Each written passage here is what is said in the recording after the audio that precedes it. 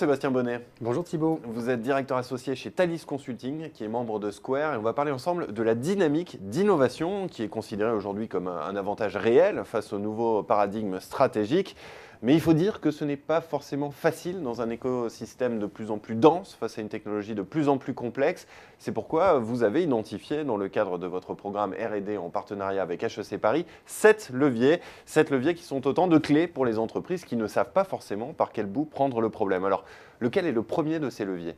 Le premier élément à garder en tête, c'est que l'innovation ne répond pas à une démarche précise. C'est une dynamique devant être menée, sollicitée et surtout inscrite dans l'ADN de l'entreprise.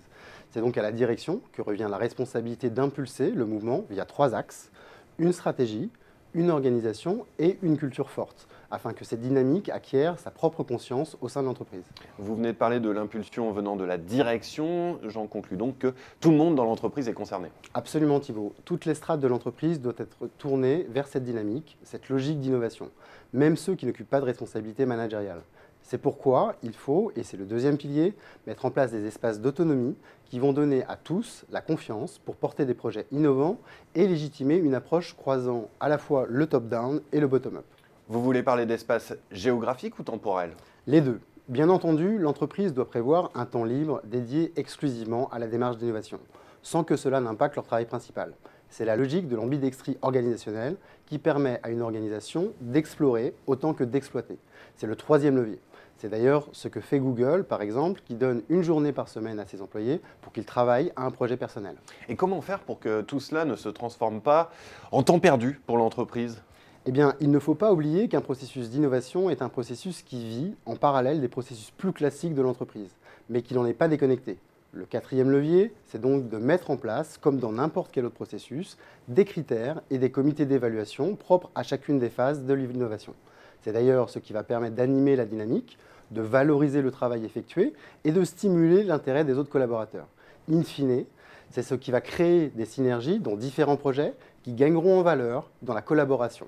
D'ailleurs, la transparence de cette dynamique et de la communauté qui l'anime, c'est le cinquième levier que je voulais citer. Est-ce que tout le monde est prêt à adopter cette dynamique, à jouer le jeu ? Attention, quand je parlais d'autonomie il y a un instant, cela ne veut pas dire qu'on laisse les gens tout seuls. Le sixième pilier, c'est de mettre en place un accompagnement formalisé répondant à l'axe culturel.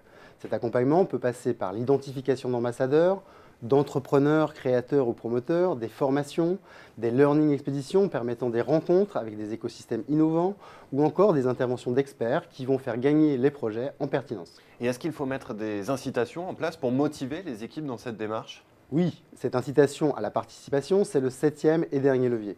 C'est aussi le plus difficile à mettre en place. Les incitations seulement financières apparaissent comme une réponse trop simple, qui peut même être dangereuse, puisque la quantité peut mettre en danger la qualité des projets. Il faut donc mettre en place une évaluation spécifique et adaptée à chaque action d'innovation, pouvant même être inscrite dans les objectifs des collaborateurs.